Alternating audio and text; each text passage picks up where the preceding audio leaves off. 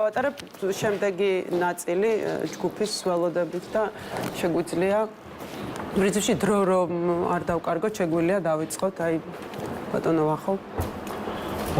მივესალმები ჩვენს მაყურებელს და მადლობა გარეთ მდგომ საზოგადოებას, რომელმაც გადაწყვიტა, რომ შეიძლებოდა მე მელაპარაკა და ის რაზეც ისინი თვლიდნენ, რომ არის საინტერესო და სასარგებლო დღეს ჩვენი ქვეყნისთვის. დღეს ჩვენ უყურებთ კონსტიტუციის სრულ მითვისებას, ხელისუფლების მითვისებას, ძალაუფლების მითვისებას. ჩემი კოლეგები უფრო უკეთ იტყვიან, მაგრამ მე ზოგადად ვიტყვი იმას, რომ არჩევნები არის მანიპულირებული, არჩევნების ფარულობა არის დარღვეული და ეს ნიშნავს იმას, რომ არჩევნების 5 ფუნდამენტური პრინციპიდან დაირღვეულია სულ ცოტა 2 პრინციპი. მეორე პრინციპი, რომელზეც ესახდენს გავლენას, არის ნების თავისუფალი გამოხატვის პრინციპი. ანუ თუ ვიღაცა ხედავს, რომ შენ ვის მიეცი ხმა, ან ვის არ მიეცი ხმა, ამ შემთხვევაში ქართულ ოცნებას თუ არ მიეცი ხმა, ეგ ჩანდა ძალიან მარტივად, ხო? მეორე მხრიდან ყველა ვნახეთ ეს ვის არჩევნებზე იყო, ეგ ნიშნავს იმას, რომ ამავდროულად ეს არის არჩევნების ფარულობის დარღვევაც. ამავდროულად ჩვენი პარლამენტი საკუთარი უფლებამოსილება გამოაცხადა კონსტიტუციის საწინააღმდეგოდ. მას არ ჰქონდა უფლება გამოეცხადებინა, ეცნო საკუთარი უფლებამოსილება იმ პირობებში, როდესაც საარჩევნო საკითხებზე დავა მიმდინარეობდა საკონსტიტუციო სასამართლოში. 150 დეპუტატის არჩევის კანონიერება იყო გასაჩივრებული საკონსტიტუციო სასამართლოში და რეგლამენტის მიხედვით, კონსტიტუციის მიხედვით, რომელიც თავად ქართულმა ოცნებამ მიიღო, მათ არ ჰქონდათ უფლება საკუთარი უფლებამოსილება ეცნონ და ყველაზე ახალი ამბავი, როდესაც ჩვენმა ხელისუფლებამ და ალბათ ჭყალებში უნდა გამოვიყენოთ ეს სიტყვა, თქვა ესეთი რაღაცა, რომ ისინი აჩერებენ მოლაპარაკებას ევროკავშირთან. მაშინ, როდესაც ჩვენი კონსტიტუციის ბოლო მუხლის საგანგებოდ აღნიშნავს იმას, რომ ყველა კონსტიტუციურმა ორგანომ უნდა გამოიყენოს მის ხელთ ასებული ყველა ძალა და გაწიოს ძალისხმევა იმისთვის, რომ საქართველო ევროკავშირის წევრი გახდეს.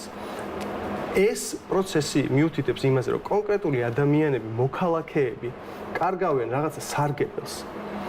თუ ჩვენ ვაჩერებთ ევროკავშირთან ურთიერთობას, ეს მარტო რაღაცა ფურცელზე დაწერილი კონსტიტუციის დარღვევა კი არა და ეს ფურცელზე დაწერილი ამოდროულად ჩვენ შეთანხმებაც არის, მაგრამ მაგას რო თავი დავანებოთ. ჩვენი მოქალაქეები კარგავენ კონკრეტულ სარგებელს.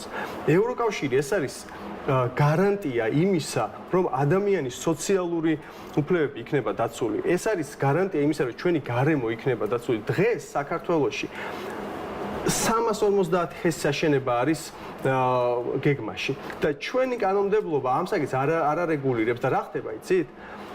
10% ტოვებენ მდინარისას, აი ყველა ამ მდინარეში 10% დატოვეს, დანარჩენი ჰეს მოხმარდება და ამისი რეგულირება არის ევროკავშირის კანონმდებლობაში, რომელიც ამბობს ევროკავშირის კანონმდებლობას, რომ ჩავხედოთ ჩვენ ევროკავშირის ქვეყნების, იქ არის, რომ მდინარე უნდა დატოვოს თქვათ 50-დან 70%-მდე. აქ არის ლაპარაკი იმაზე, რომ კონკრეტული ადამიანების სოციალური უფლებები იქნება დაცული, მინიმალური ხელფასი უნდა გქონდეს ჩვენ, უმუშევრობის დაზღვევა უნდა გქონდეს ჩვენს. ეს საკითხები, რაც პირდაპირ არის დაკავშირებული ჩვენს ყოველდღიურობასთან და იმ პრობლემებთან, რაც ქართულ ხალხს აწურხებს, ხო? ქართულ ხალხს აწურხებს აი ეს უმუშევრობის პრობლემა, გარემოს დაცვის პრობლემა, სოციალური დაცვის პრობლემა.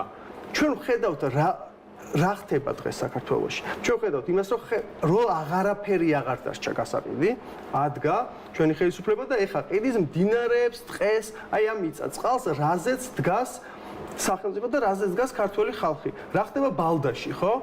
როდესაც რუს ბიზნესმენს გადაუფორმეს მთელი ხეობა. აი ეს არის პრობლემა და ამაზე უნდა ვისაუბროთ, ამაზე უნდა ვილაპარაკოთ და ამისთვის გვჭირდება ჩვენ ევროკავშირიდან. საბოლოო ჯამში რას ვიღებთ? საბოლოო ჯამში ვიღებთ იმას, რომ ერთი ჯგუფი ძალაუფლებას ითვისებს და ეს ძალაუფლება ამ ძალაუფლებას იყენებს საკუთარი ხალხის წინააღმდეგ. ჩვენ 2 დღეა, 2 ღამეა უпростоრად უყურებთ დარბევას მშვიდობიანი მოქალაქეების.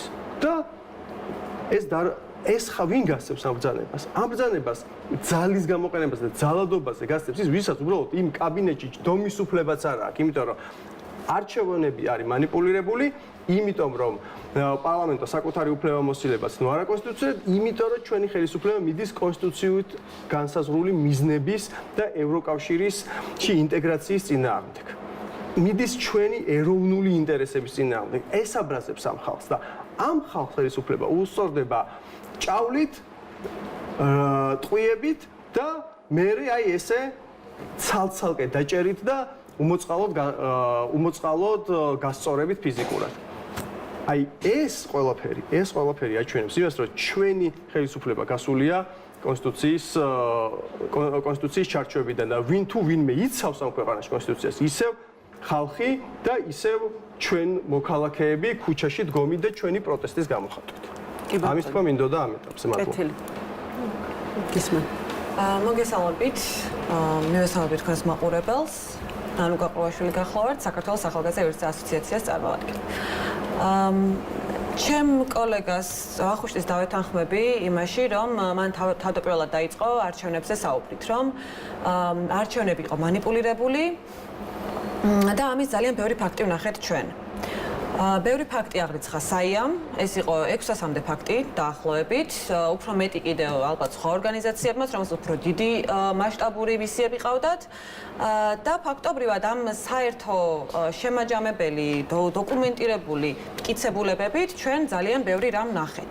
ჩვენ ამ დარღვევებზე ვსაუბრობდით ყველგან და სამწუხაროა რომ თქვენს ეთერში არ მოგვიწია ამაზე საუბარი, იმიტომ რომ სამწუხაროდ არ გვეთმობოდა ამისთვის დრო, არ ვიყავით არასდროს მოწვეული, მაშინ როდესაც სხვა არხები ამაზე სასაუბროთ მე და ჩემს კოლეგებს სხვა ორგანიზაციებიდან გვითხოვდნენ დროს.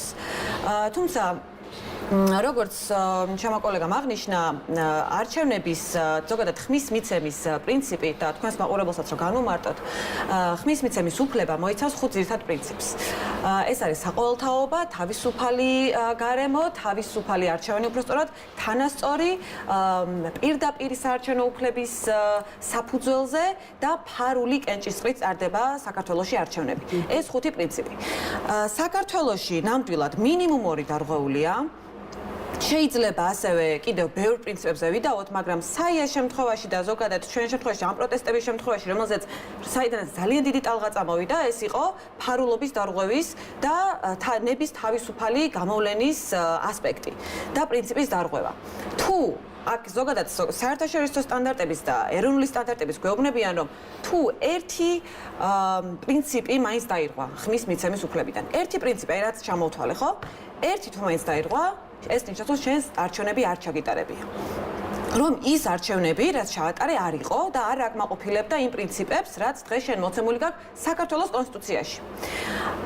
აქედან გამომდინარე, მაყურებელს თუ კითხვა გაუჩნდება, რომ მაგალითად კარგია, ჩვენ მივეჩვიეთ იმ ყველაფერს, რომ ვთქვათ, მოსყიდვას მივეჩვიეთ, რომ არ გვიკვირს გარეთ კოორდინატორები, არ გვიკვირს ხალხის აღრიცხვა, არ გვიკვირს ეს ყველაფერი, ხო? ანუ საქართველოში აღარ ვიკვირებთ იმას, რომ ამ ყველაფერზე ისტორიებს გვიყვებიან, ხო? ან რეგიონებში თუნდაც თბილისში, მაგრამ უნდა გვიკვირდეს, იმიტომ რომ ეს სტანდარტები ჩვენ კანონმდებლობაში გვიწერია ჩვენ ყველა აქ მსხდომი და ის ადამიანები, რომლებიც დღეს პარლამენტის წინ დგანან, ყველა იმისთვის იბრძვის, რომ ჩვენ აი ის არჩევნების ის პრინციპები, ის უფლებები, რაც დაცული გვაქვს, ის სიწყნარე, რაც ჩვენ გარანტირებული უნდა გქონდეს არჩევნების პერიოდში, რომ ეს ნამდვილად ჩვენი უფლებაა და ეს უნდა არსებობდეს.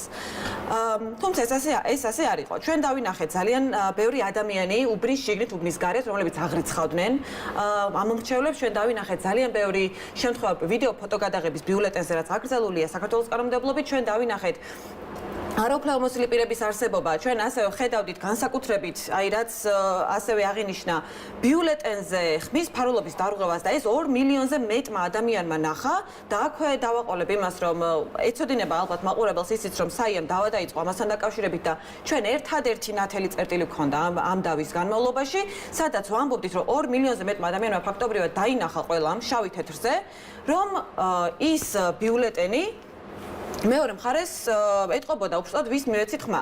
თან, რა თქმა უნდა, ქართული ოცნების რიცხვი იყო ბოლოში და დატანილი, ამიტომ როდესაც ჩვენ ვაცურებდით ამ ფურცელს აპარატში, ძალიან კარგად ჩანდა მეორე მხარეს ვის მივეცით ხმა და ვის არ მივეცით ხმა. აქვე იმას დავამატებ, რომ ვის მივეცით ხმა სიტყვაზე თუ არ ჩანს იქ კარგად, ასე ძალიან კარგად ჩანდა ვის არ მივეცით ხმა, იმიტომ რომ თუ ოპოზიციური ამომრჩეველი იყავი, ზემოთ ქონდა ეს გაფერადებული, შესაბამისად ადვილი შესამჩნევი იყო, რომ ოცნების ამომრჩეველი არ იყავი.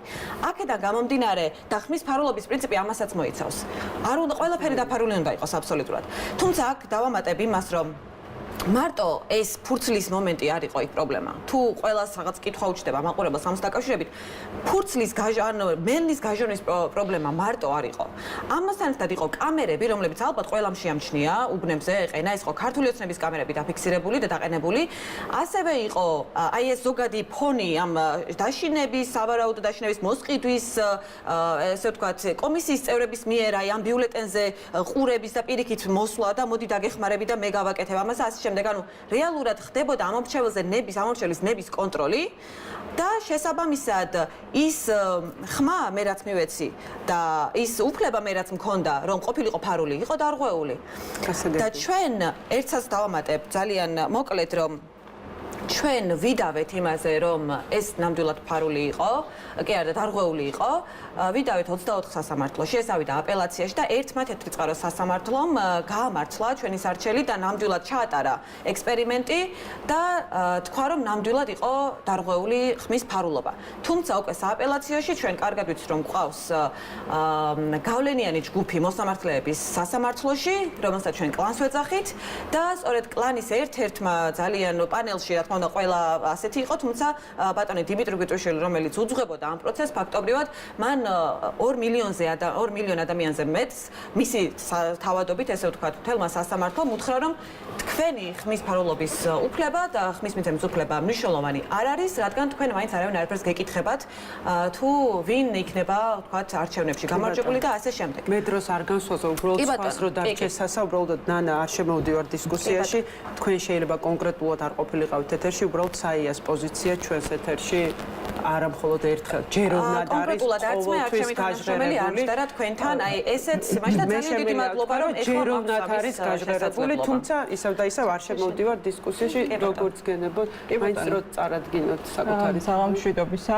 სოფო ვერძეული, პლატფორმა კომენტარი, მოქალაქე გაბრაზებული მოქალაქე, რომელიც დღეს უერთდებოდი ადამიანების იმ ჯგუფს, რომელიც აქ მოვიდა იმისთვის, რომ მიეღო ის, რაც მას ეკუთვნის, საზოგადოებრივი მაუწყებლის ეთერი, რომელიც ეკუთვნის ხალხს და რომელიც უნდა საუბრობდეს იმაზე, რაც ხდება ქვეყანაში. მე აქ შემოვედი მხოლოდ იმიტომ, რომ ადამიანებს, რომლებიც უყურებენ საზოგადოებრივ მაუწყებელს, ვუთხრა, რა ხდება ქუჩაში, როგორ გამოუცხადა მშვიდობის დაპირებით მოსულმა ქართულმა ოცნებამ ომი საკუთარ ახალგაზრდებს, როგორ დაძდევს 2 დღეა ადამიანებს ქუჩაში, როგორ გადაივსო იზოლატორები დასისხლიანებული ადამიანებით გუშინ ღამე, არა მარტო თბილისში, არამედ რეგიონებშიც, იმიტომ რომ ვერსად ვერ დაატიეს იმდენი ადამიანი იყო გუშინ აქციაზე დაკავებული.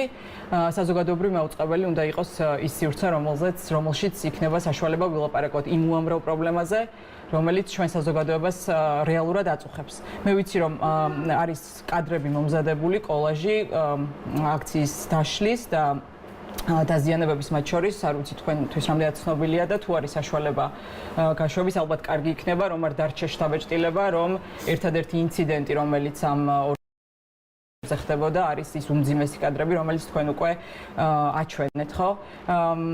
ძალიან მნიშვნელოვანია დავიწყოთ პირველ რიგში სოლიდარობის გამოცხადებით და მე აუცილებლად დავიწყებდი ჩემს სიტყვას სოლიდარობის გამოხატვით პროტესტის პატიმრების მიმართ, რომლებიც რჩებიან იზოლატორებში და ზოგიერთი მათგანი სასჯელ აღსრულების დაწესებულებებშიც.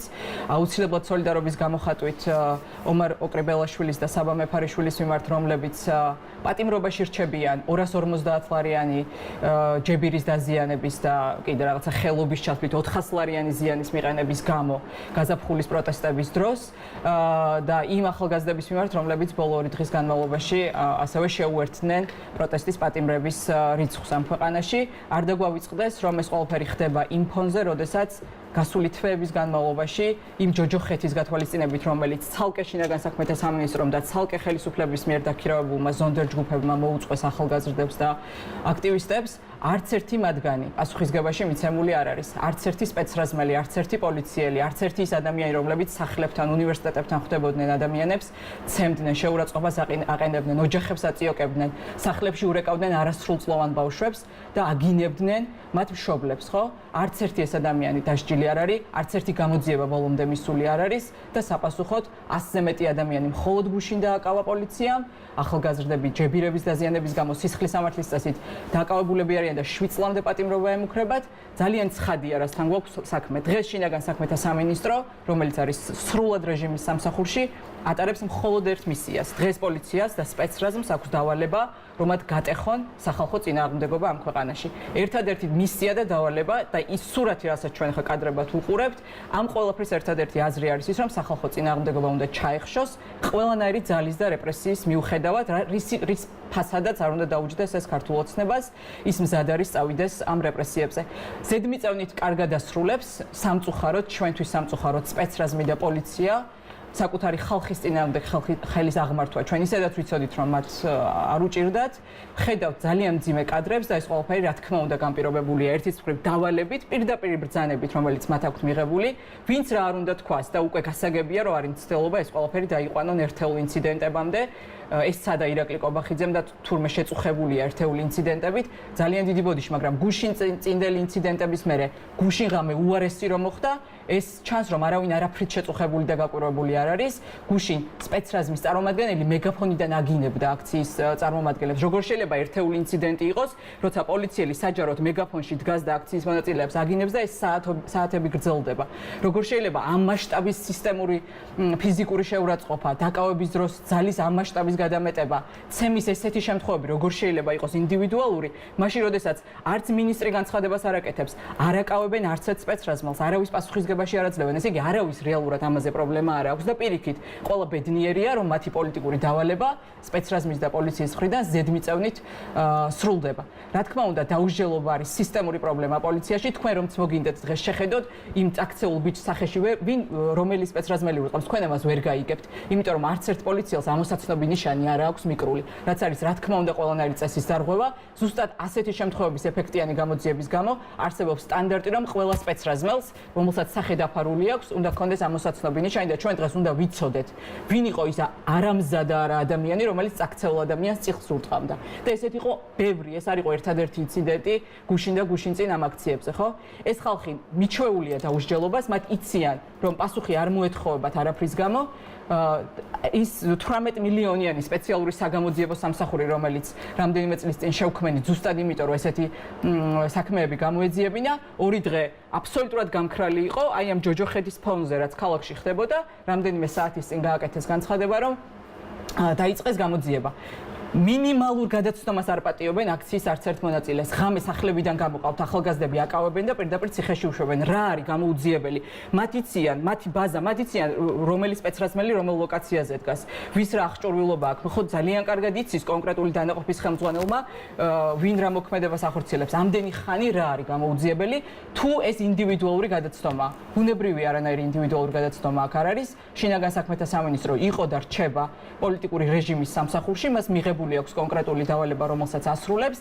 ხალხმა უნდა გაიგოს და პოლიცია არის ამის სათავეში, ხალხმა უნდა გაიგოს, რომ ამ ქვეყანაში პოლიტიკური აზრის გამოხატვა, განსხვავებული აზრის გამოხატვა დაგვიჯდება ჩვენი სიცოცხლის და ჯანმრთელობის ფასად და დღეს ახალგაზრდები, რომლებიც წინახაზე დგანან, თავისი სხეულით, როგორც ვახუშტი თქვა, იცავენ ამ ქვეყნის კონსტიტუციას, ამ ქვეყნის დამოუკიდებლობას და ამ ქვეყნის მომავალს. პოლიციას აქვს ერთადერთი მიზანი ჩვენ დაგვარწმუნოს, რომ ჩვენ მოგვიწევს ისეთი ფასის გადახდა ამ ყველაფრის დასაცავად, ამ ღირებულებების დასაცავად, რაც რამაც შეიძლება მართლა ჩვენი ჯანმრთელობა და სიცოცხლე დააყენოს ძალიან დიდი რისკის წინაშე. დაამტკიცოს პოლიციამ ქართულ ხალხთან, მას აქვს ეს მიზანი მიღებული და ამიტომ აკეთებს ყველაფერს, ყველანაირ საზიზღრობას კადრულობს პოლიცია ამ დღეების განმავლობაში, რასაც ჩვენ ხედავთ და რა თქმა უნდა, კიდევ ერთხელ ყველა სოლიდარობა ძალიან მძიმეა, როდესაც ახალგაზრდების ზურგზე გადადის ის რა ღირებულებებისთვის საზოგადოება დგას გარეთ. ჩვენმა საზოგადოებამ კარგად იცის, რომ მათი არჩევანი არის მოპარული. ქართულ ოცნებას არ მიუღია იმ რაოდენობის მანდატები, რომელსაც ისინი ამტკიცებენ, რომ მიიღეს. ეს პარლამენტი არ გამოხატავს ქართველი ხალხის ნებას და ჩვენ გვაქვს ბოლო შანსი ვიბრძოლოთ ამ ქვეყნის დასაბრუნებლად. სამწუხარო, რომ ბრძოლა გვიწევს ფიზიკურად, სრულიად უსამართლო პირობებში, სრულიად უსამართლო და დაუცველები ვართ, არც ერთი სახელმწიფო ინსტიტუტი პრეზიდენტის გარდა დღეს არ არის ქართველი ხალხის სამსახურში და პოლიცია ამ საქმის შესრულებაში არ არის მარტო. მას გვერდზე უდგას ერთპარტიული პროკურატურა, რომელიც პირდაპირ არის პოლიტიკური რეჟიმის სამსახურში და სასამართლო, რომელიც არის ბეჭდის დამსმელი მთლიანად ამ პოლიტიკური საქმების, რომელიც ბოლოს მივა მასთან და რა თქმა უნდა არავის არ გვაქვს ილუზია, რომ რომელიმე ამ საქმეზე სასამართლო მიიღებს დამოუკიდებელ გადაწყვეტილებას. ბრძოლას ხალხი აგრძელებს ქუჩაში, იმიტომ რომ არანაირი პოლიტიკური ინსტრუმენტი ჩვენ საზოგადოებას არ დაუტოვეს, რომ თავისი სიტყვა ეთქვა სხვა ფორმით. არჩევნები იყო ჩვენი ბოლო შანსი, სადაც ჩვენ გვინდოდა გვეთქვა ჩვენი სათქმელი.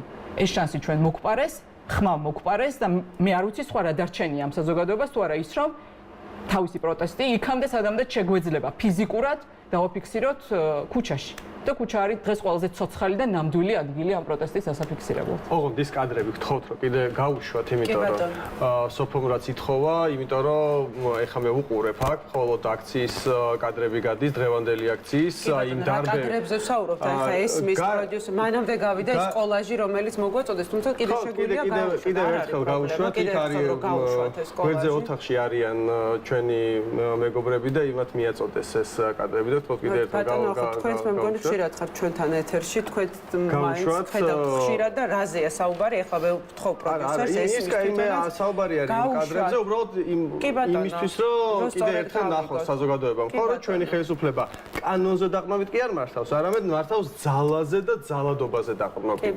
შესაბამისად კიდევ ერთხელ რა, ეს ხალხი ქუჩაში არის ის, ვინც იცავს დღეს კონსტიტუციას და არა ჩვენი ხელისუფლება. აი აუცილებლად უნდა ვთქვა, რომ ის მას ვისაც ჩვენთან შესაძლოა ეს კადრები არ უნახავს ეთერში მესმის, შეიძლება არ უნახავს, უბრალოდ არაფერი ახალი ჩვენ ეთერში ხარ ხდება, უბრალოდ რომ ვიცოდეთ, ეს კადრები 2 დღეა ტრიალებს, თუმცა იმ კოლაჟის ფორმით, რომელიც მოგვაწოდეს, მე ვთხოვ პროდიუსერებს, რომ სწორედ ის აი როგორც მივხვდი, აი ახლა იმიტომ სოფოს საუბართან ძალიან კარგად მიდიოდა აღწერა იმისი, რასაც სოფო დემონსტრირება იმის, რასაც სოფო აღწერდა. კი ბატონო.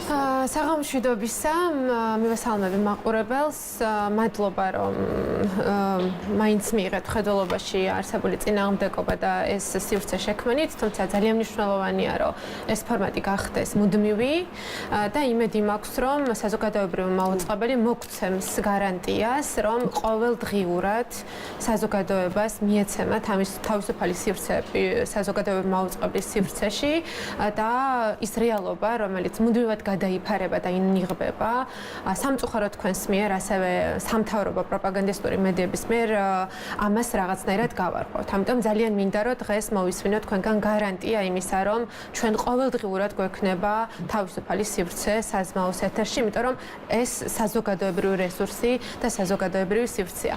მეორე მხრივ ალბათ კითხვა უნდა დავსვათ, რატომ გვინდოდა საზოგადოებრივ მაუწყებელში შემოსვლა.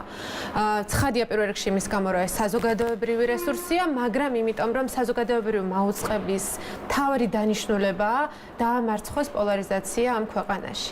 ქართული ოცნების ხელისუფლებამ პოლარიზაცია, რომელიც ჩვენ ისტორიულად გვახასიათებდა, იმდენად მას იმდენად მძიმე ფორმები მისცა, რომ ჩვენ აი ამ საზოგადოების რაღაც ორ ჯგუფს თითქოს ერთმანეთის არც კი გვესმის, ერთმანეთის ტკივილის, ერთმანეთის ტანჯვის, ერთმანეთის უბედურების და შესაძლებელია ისეთი სასტიკი ძალადობის კადრებიც კი, რომელიც ხო აი ჩვენ ვიხილეთ აი ეს რეალობა 2 დღის განმავლობაში, მეორე ჩვენი მოქალაქეებმა გვერდით ვერც კი მიიღონ და ვერც კი გაიაზრონ და ყველაფერს აკეთებს პროპაგანდა იმისთვის, რომ ჩვენ ეს თანაზიარება, ეს საერთოობა და კავშირი, ხო, რომელიც სინამდვილეში ყველას გვაქვს, იმიტომ რომ ჩვენ საერთო სიღარიბეს განვიცდით, ჩვენ ერთად მგზავრობთ საშინელ მეტროში და საზოგადოებრივ ტრანსპორტში, ჩვენი შვილები ყვებისა და რაღაც საბაზისო სიკეთეებზე წვდომის გარეშე არიან დარჩენილი. ჩვენ ყველა საერთო პრობლემები გვაქვს, საერთო სიღარიბე, ეკონომიკური უთანასწორობა, მიგრაციით დანგრეული ოჯახები არის საერთო პრობლემა, მაგრამ სწორედ თქვენაირი მედიები ძალიან დიდი ბოდიში აკეთებთ ყველაფერს, რომ ჩვენ გავიხლით. მოვირჩიოთ და ერთმანეთი დავკარგოთ. ამიტომაც საზმაუმ უნდა შეუწყოს ხელი დეპოლარიზებას და ერთმანეთის რეალობების დანახვას. ეხლა ისე თქვა მინდა გთხოვდით, მაგრამ ამაზე დრო სხვა დროს დავკარგოთ. კი ბატონო. ეხლა ისე თქვა მინდა, ჩვენ ვინ ვართ ჩვენ, ხო? ჩვენ ვართ ადამიანები, ვინც ადამიანის უფლებებზე მუშაობს, წლებია ვებრძოდით NMS, ახლა ვებრძოდით ქართულ ოცნებას, შევარდნაძესთან ბრძოლა იმ ხარისხით ვერ მოვასწრეთ, იმიტომ რომ ძალიან პატარები ვიყავით და ჩვენ ვართ ამავდროულად ის ადამიანები, რომლებიც 90-იან წლებიდან იტანენ ომებს, სიღარიბეს, ხო, ჩვენი მშობლების მიგრაციას, ბუნდოვან მომავალს და ჩვენ დღეს პრინციპში ვერ ვილაპარაკებთ როგორც მხოლოდ პროფესიონალები, ხო, რომლებიც კვლევრები ვართ, იურისტები ვართ და ასე შემდეგ, ხო? ჩვენ შეუძლებელია არ ვილაპარაკოთ იმ სიმართლის შესახებ, რომელშიც ჩვენი თაობა ცხოვრობს და ის ახალგაზრდები, რომლებიც დღეს ქუჩაში არიან, ვინ არიან ეს ახალგაზრდები, ხო? ჩვენი სტუდენტები, რომლებიც შეიძლება 12 საათი მუშაობენ, რომ ქირის ფული გადაიხადონ და რაღაც საბაზისო შემოსავალი ქონდეთ, ხო?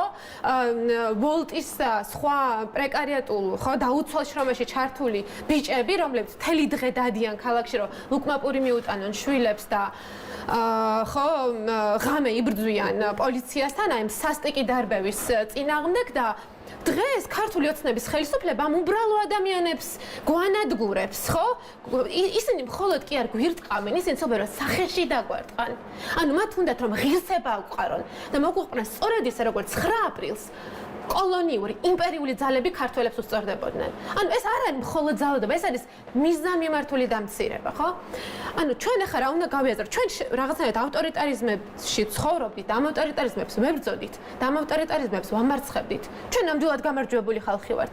ჩვენ სუსტები ვართ, ჩვენ არ გვაქვს ფული, ჩვენ არ გვაქვს ძალაუფლება, მაგრამ ჩვენ გვაქვს გამოცდილება, როგორ უნდა დავიცვათ საკუთარი ღირსება, ხო? და ჩვენ ყველანაირ ავტორიტარიზმს ვებრძოდით და ვამარცხებდით, მაგრამ ეხლა რა ხდება? რითი განსხვავდება ქართული ოცნების ავტორიტარიზმი თუნდაც წინა მმართველების ავტორიტარიზმებისგან? მათ გააკეთეს ერთი რაღაც. გარდა იმისა, რომ დღეს გვირტყავენ, გვაღარიბებენ, კაპიტალი წყვეტს, ვის ექნება ძალაუფლება რეგიონებში, ქალაქში, ვის ექნება ტყეები, ვის ექნება მიწები, ვის ექნება საწარმოებზე კონტროლი და ასე შემდეგ. რას აკეთებენ ისინი? ისინი გვაკარგვინებენ ერთ იმედს, რომელიც უკავშირდება ქვეყნის ევროპეიზაციას და საბოლოო დემოკრატიზაციას. არც ერთ პოლიტიკურ რეჟიმს ამ ქვეყანაში არ გაუბედია ის, რაც ქართული ოცნება აკეთებს. ის გვტოვებს ჩვენ ევროპული მომავლის გარეშე და გვტოვებს სრულიად დაუცველებს ფაშისტური იმპერიული ძალების წინაშე და რა თქმა უნდა ეს არის რუსეთი და ამას აკეთებს ქვეყანაში, სადაც 300,000 დევნილია, სადაც 10,000-ობით ქართველი ისევ ოკუპაციის რეჟიმში ცხოვრობს ენაზე უფლების, განათლებაზე უფლების გარეშე და სადაც 119 სოფელი გვაქვს საოკუპაციო ხაზთან, სადაც ადამიანებს საბაზისო რესურსებზე არ აქვს წომას და ყოველკვირეულად აკავებენ. ანუ ჩვენ ქართველებს, რომლებიც ვართ ტრამვირებული რუსული იმპერიული პოლიტიკის შედეგად გვიბედავენ იმას, რომ გვტოვებენ მარტოებს, დაუცველებს ჩვენი მეგობრების გარეშე. და თან ევროინტეგრაციის პროცესის გაჩერება არა მარტო უსაფრთხოების საკითხია, არამედ საბოლოო დემოკრატიის საკითხიც არის. იმიტომ რომ როგორც კი მათ თქვეს, რომ ევროპულ პროცესს გააჩერებენ, პარალელურად ხდება დემოკრატიის ეროზია. როგორი ტიპის ავტორიტარიზმია? თუ შეიძლება 2-3 წუთი მომეცით. სოფო მისაუბრა იმაზე, რომ ინსტიტუციები მთლიანად ოცნების ხელშია. ჩვენ არ გვაქვს ერთი უწყება, სახალხო დამცველის ინსტიტუტიც კი დავკარგეთ, რომელიც ამ ბრძოლებში ჩვენს გვერდით იდგება. ჩვენ აღარ გვაქვს ეკლესიაც კი, რომელიც წლების განმავლობაში იყო მაკონსოლიდირებელი ინსტიტუტი და აი ესეთი კრიზისების დროს შუაში დგებოდა და ახერხებდა შვიდობის შექმნას, დღეს ეკლესია ვეღარ ახერხებს იყოს დამოუკიდებელი და ძლიერი. სწორედ იმის გამო, რომ ქართული ოცნების ხელისუფლებამ ყველაზე ანტიეკლესიური პოლიტიკა გაატარა და გააჩუმა, დააშანტაჟა და პირადი ცხოვრების მონაცემები გავრცელა ასეულობით სასულიერო პირს. ჩვენ არ გვყავს არც ერთი ინსტიტუტი. ის აკონტროლებს ჩვენს ყველაზე მოწყვლად საზოგადოებას. ჩვენი მოსახლეობის თითქმის 20% არის სოციალურად დაუცველი. და იმისთვის, რომ მან ეს სოციალური დახმარება მიიღოს, რომელიც მის სიღარიბეს არ ასრულებს, არ ამარცხებს, ათეულობით წლები ერთი და იგივე ოჯახები ამ პროგრამებში არიან ჩართულები, მათ იყენებს პოლიტიკური კონტროლისთვის, მათ ღირსებას და პოლიტიკურ თავისუფლებას ართმევს. ის შანტაჟს აკეთებს რაზე? ჩვენს ტრამვებზე. იმის გამო რომ ჩვენ ომით დაზარალებული მოსახლეობა ვართ, ჩვენ სხეულებზე, ჩვენი ოჯახის წევრების სიკვდილზე გადიოდა ეს 30 წლის დამოუკიდებლობა, ისინი დღეს манипуლირებენ მშვიდობის საკითხით. გალელებს ეუნებით, რომ იქ მშვიდობაა? გორელებს ეუნებით, რომ მშვიდობაში ვცხოვრობთ და დღეს რუსთავის გამზირზე რაც ხდება, ეს არის მშვიდობა? რომელ მშვიდობაზე ვლაპარაკობთ? ოკუპირებული ქვეყანა 100,000-ობით ომით დაზარალებული მოსახლეობაზე როგორ შეიძლება ილაპარაკო? ამორალურია, არაადამიანურია. და შემდეგი საკითხი ეს არის ოჯახების დაცვა. ოჯახების დაცვა, სადაც დედები აღარ ყავს ოჯახებში, რატომ? იმიტომ რომ დაგვიცვან სიღარიბისგან და რაღაცა მომავალი მოგცენ. რომელი ოჯახების დაცვაზე საუბრობთ? ბავშვების მესამედი სიღარიბის ზღვარს მიღმა, მშივრები დადიან სკოლაში. ხო? საბაზისო მატერიალურ სიკეთეებზე არ აქვს. რომელ ოჯახებს იცავს ქართული ოცნების ხელისუფლება? გასაგებია რომ თავიანთ კორუფციულ ინტერესებს, ოლიგარქიულ ინტერესებს იკმაყოფილებენ, მაგრამ ანუ საბოლოოდ მათ რა გააკეთეს? ჩვენი სისუსტე გამოიყენეს საკუთარი ძალის და დომინაციის მშენებლობისთვის, ხო? ამიტომაც დღეს ეს ამბოხი არ არის მხოლოდ არჩევნების ამბოხი. ეს არც მხოლოდ საგარეო პოლიტიკის და უსაფრთხოების წინააღმდეგ არის ამბოხი, არამედ ეს არის ჩაგრული ხალხის ამბოხი, რომელსაც აღარ უნდა ოლიგარქები, მილიონერები და გაუმაძღარი ჩინოვნიკები ესხდნენ თავზე. კი ბატონო, მე მგონი აი დაუთმოთ ადგილის შემდეგ ჯგუფსაც. ჩემოდი